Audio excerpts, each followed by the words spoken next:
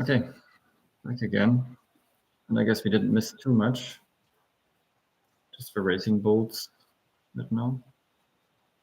Pretty nice livery. We have a white car on the grid. Last years we had a couple of blue cars.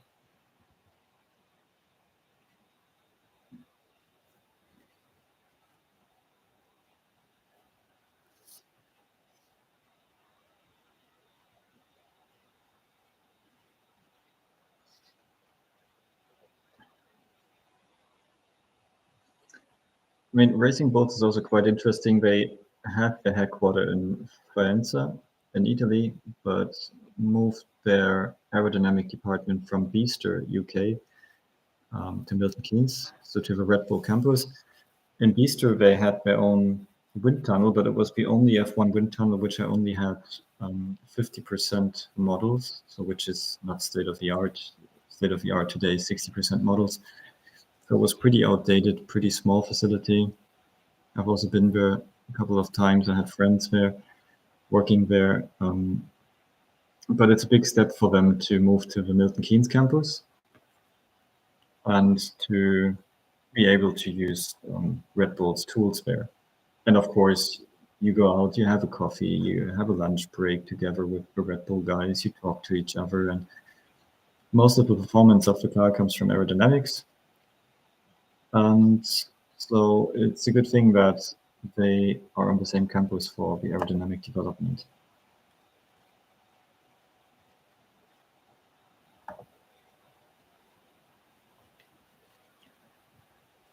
So I guess in the long term, that's quite a good perspective for them.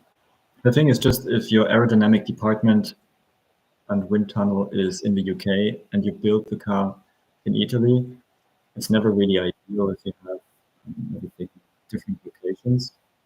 So the communication between the teams is still different. I guess in the workshop in Italy, definitely the language is Italian and the development language is English. So that is always something that blocks you in development speed and creates some misunderstandings and stuff. There's also a time change between Britain and Italy. Not a lot, but it still matters. Because if the British guys start working at 8, for example, then in France it's already 9. So these are all the little factors that contribute to your development speed and your success on track.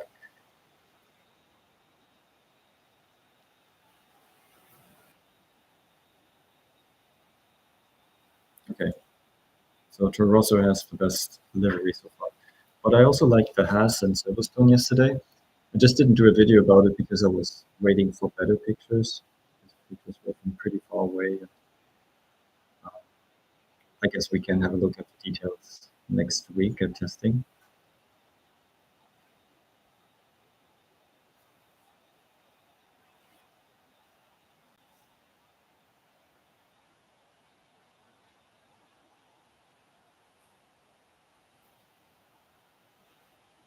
You have to say that Haas is doing quite well with an engineer at the top, same as McLaren, doing very well with an engineer at the top, running the team. Günther Steiner was very entertaining, but probably created a lot of the trouble himself internally. So to have a pretty, to have an engineer at the top of the team might be a good choice, or is a good choice, as we could see last year already. Because you can just directly focus on the weaknesses on the track, and their weakness was always the tire wear. So they only concentrated on that, and since they fixed that, they could bring in good results.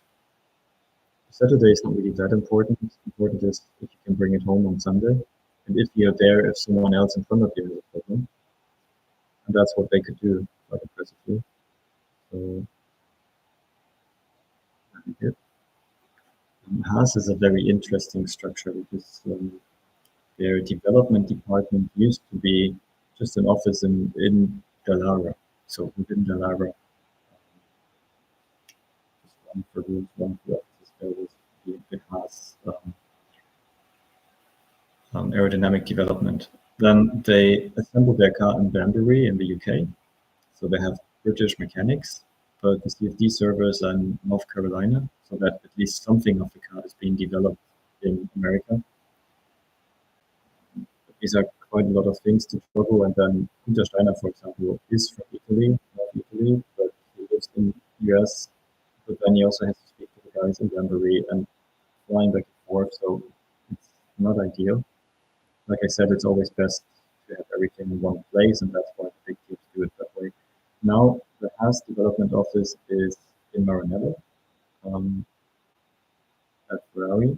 And very interesting is their cooperation with Toyota now, because Toyota is trying to reproduce the parts they are currently producing for their cars, and they're trying to bump the quality up in Cologne in Germany. I mean, Toyota is currently doing WEC, for example, so they have a pretty high level, but they want to bring it up to Formula One level. So that's very interesting. A lot of the current Formula One engineers started their career in Cologne at Toyota, so this might be another opportunity for people to start their career in F1. Toyota is pretty good address now. Okay, so we can see a long nose connected to the first element. Oh, the car turns. Very nice. We can see this overbite, so the upper edge of the cycle inlet is further forward than the lower one. This seems to be the actual new car.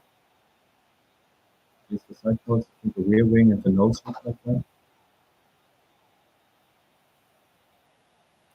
Ocon is a very tall driver, and we at Force India Racing Point always have a problem that Paris is relatively short, Ocon is quite tall, so we always designed the car for Paris, but then Ocon always had a disadvantage because his helmet was sticking out more, and then he's creating more turbulence and has less rear downforce.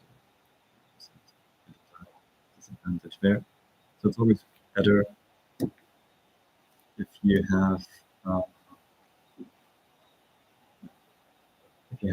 um, drivers that are the same height.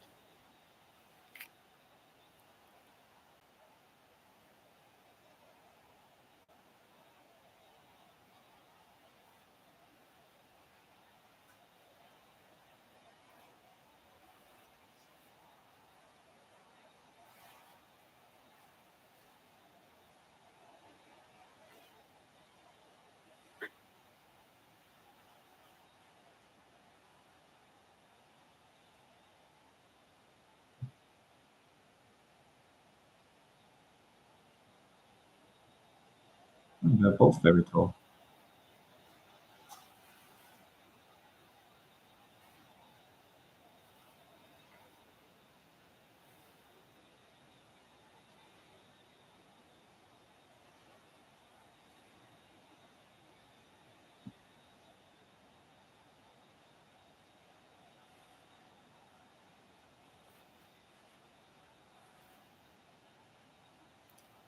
Yeah, the sidepod cover flew off, and it's a very common problem for race cars. We also had the same problem at Racing Point. We had the problem at Audi when I was there. I think it was in Spa. So yeah, it's just one of these little problems you have at pre-season testing. That's why you have the testing and even shakedowns and stuff. So, nothing out of the ordinary. The thing is that these panels don't always line up perfectly, and if there's like a little step and you get air underneath the bodywork, it's just flying off. It's very it can happen very quickly. It's very flimsy. I mean, it's very small, very thin carbon fiber, just 1 millimeter carbon fiber, so it can very easily fly off. Also, with a new car, you might have new juggles, new fixings. Mechanics might not be used to that. Oh, we see Luca De Meo and Alonso in this shot here.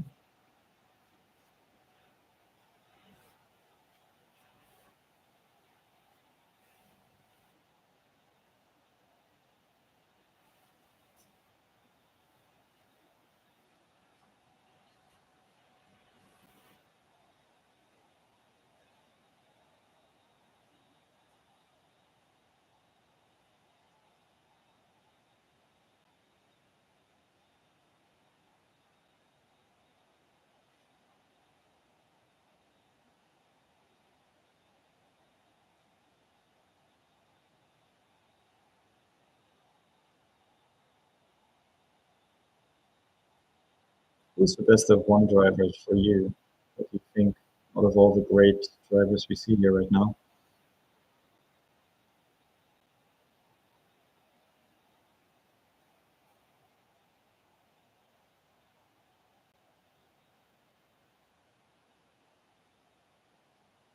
Thank you very much.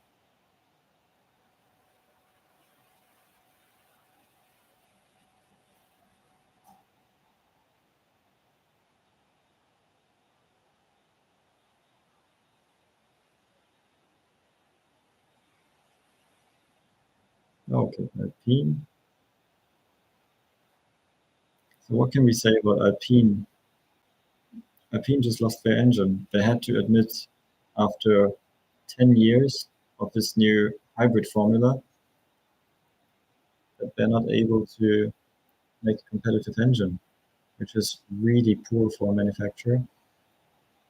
And now they just basically closed their factory, which has a long history.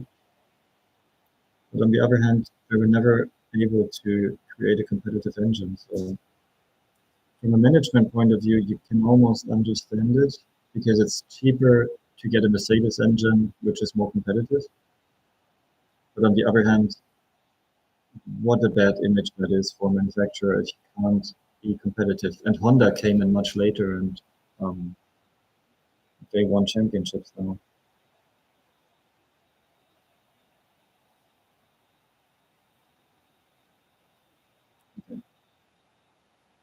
We hear some fancy music now.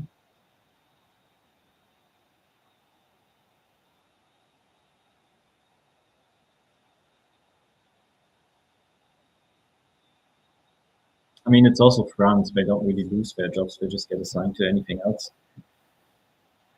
And it's still nice stuff, so high performance road cars, but still, it's a place with so much history, and it's not nice that they close it. Actually, I still remember Luca De Meo from his time at Audi because he was responsible for marketing, I think sales when I was at Audi. So I know him from my Ingolstadt time. And then later he became CEO of Seat and then CEO of Renault afterwards. Um, yeah, Alpine, interesting team, interesting facilities. They invested a lot in the place. It was in pretty bad condition 10 years ago, but now it's a really nice place to work there. Really nice design office, huge office where the whole engineering happens, similar to Aston Martin, for example.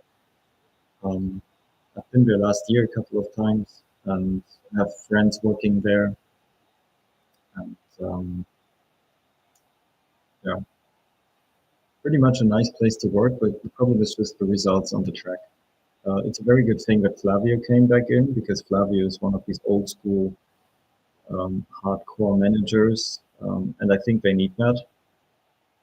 A few people got a bit too comfortable there, and they will be more competitive with the Mercedes engine. They also need less packaging space. They need less cooling, which are all good things. There are rumors that they will be sold to high tech. Let's see if something materializes in that direction. But I mean, right now, it is very possible that they will do better on the track, and then it might be a good case um, for the manufacturer again. So they're actually not losing money. It's actually good advertisement for them. And they're earning money with the team, and then there's no reason to sell it. And also with Alpine, it's quite impressive right now what kind of motorsport they're doing. So Formula One and WEC, and then Dacia in the Dakar already. So that's really, really good. So why should they give up on that?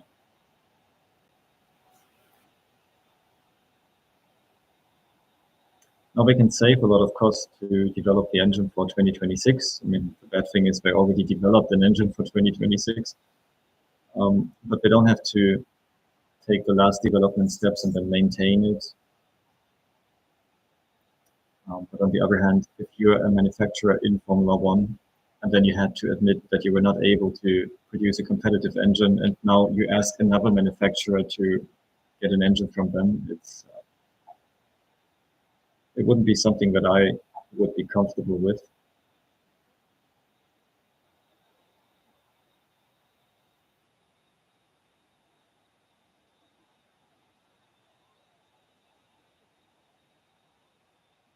Yeah, everyone says the Renault 5 E-Tech is very good. Take a closer look into that and maybe test drive the car.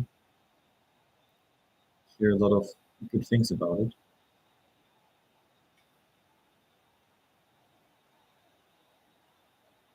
The company is way too bureaucratic. Yeah, can understand that. That's what I heard and experienced. Um, let's have a look at this Alpine. Can you see here a bit more color than last year? Yes, a lot more blue, a lot more pink. Interesting front end plate, nose connected to the second element, pushback front suspension, and P inlet, P-shaped side pod inlet. Oh, downwashing rear body work. I can't see a shark fin so far. Pretty high sausage in the middle, and super slim side pods. And that might be because of the Mercedes. No, no, forget that. So super skinny side pods.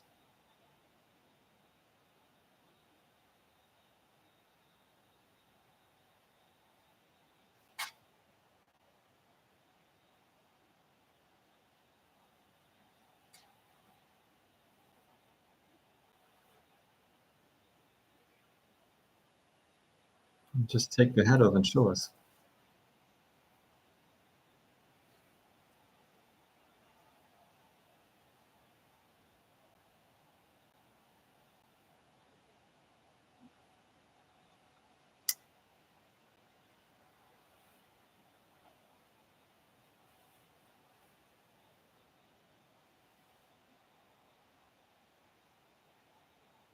Well, that's a very quick presentation.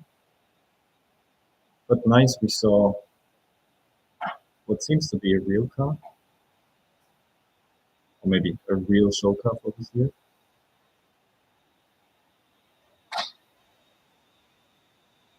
Interesting, they don't have livery in the downwashing area, so the stickers can't disturb the airflow.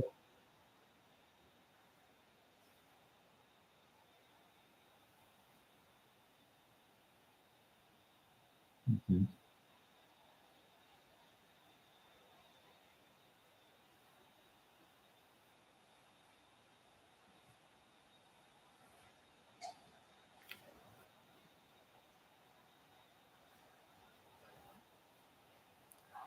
Someone asked about how I feel about EVs. So I think I did a couple of videos on that already.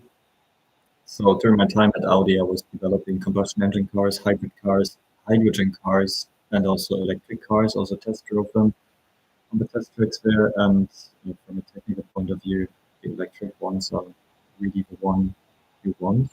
Although I have to say that privately, I'm not driving a single electric car. I have now 7 combustion engine cars, but not a single hybrid or electric car, simply because they're just too expensive, and a lot of people don't want to buy big combustion engines anymore. So this is where I come in, and I buy old combustion engine cars with big engines. And yeah, but actually, I have a house with a huge solar system on the roof, so I would like to have an electric car, which would be mobility for free, and charging for free for me. But so far, there was not really an electric car I was really interested in. A car that I really like, um, not thinking about the drivetrain, but just in terms of design, is the Tesla Model S. I really like this one, just a bit lower and some nice rims on it, and it's a really nice looking car. At the same time, it has lots of space, 2 trunks, 7 seats. So that might be something for later, but I'm a guy, I'm buying cars in not the best condition and I'm fixing them myself. So I'm looking maybe for some crushed ones that I can repair myself or something like this. Maybe that's a project for the future. But in general, I really like engine sounds for fun vehicles, for hobby vehicles. But in everyday life, I wouldn't mind driving electric.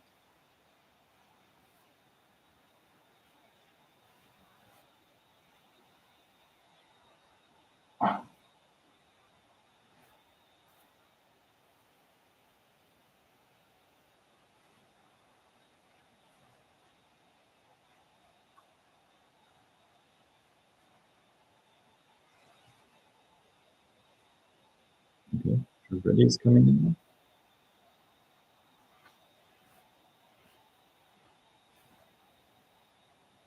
Okay, good. Aston Martin is next.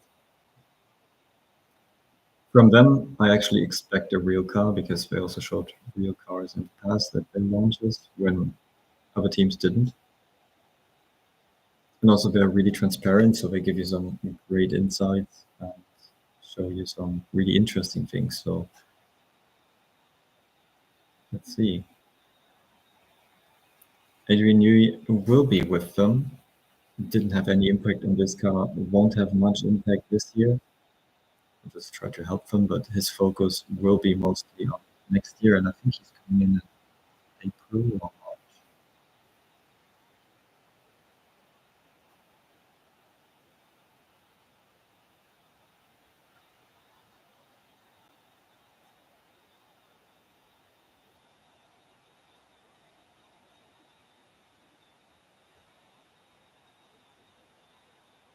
Oh, wow. Interesting movie to introduce Welcome.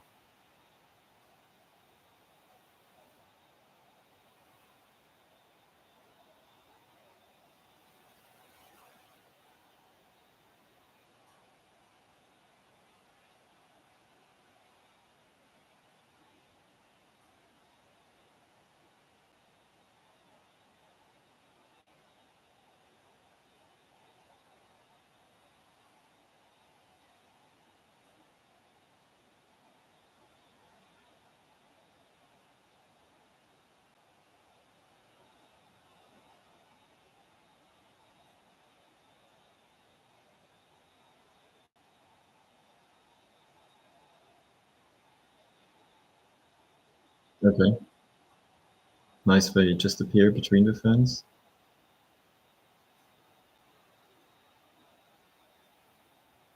Okay, interesting intro. Oh, where's the car?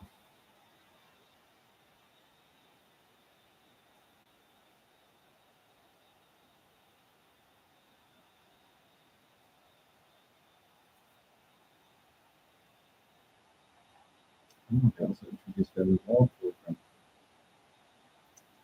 Did a couple of videos of the Valkyrie already. Right now, it doesn't look that good. It seems like they're a little bit off pace. But it's great to see and hear the Valkyrie between all the other cars.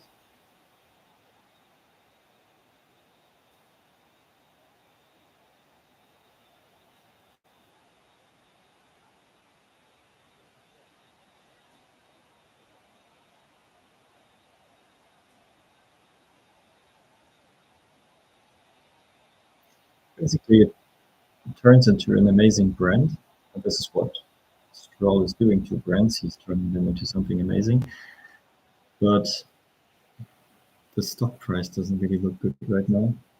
So if you're looking at stocks, it looks really horrible for the last 5 years. If you look at Aston Martin, although the company itself, their products were getting better and better, their stocks look horrible. But also their new headquarters in Silverstone looks amazing. They did a lot of right choices. They brought a lot of good people in, but they kind of have this McLaren problem of a couple of years ago. McLaren brought in so many good people that you can't really um, rank them evenly, or you somehow have to satisfy them with their ranks within the company, and that's quite yeah, quite tricky. So in the end, you end up with having lots of expensive